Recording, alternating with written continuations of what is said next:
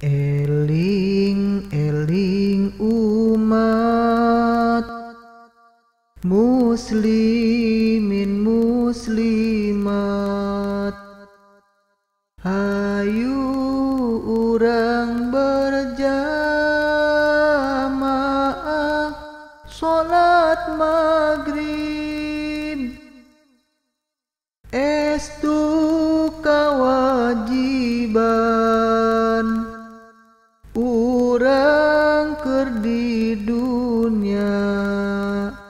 kanggo pibekeleun jaga di akhirat. Eling-eling umat muslimin muslimat, hayu urang berjamaah sholat maghrib, estu kawajiban urang keur di dunya kanggo pibekeleun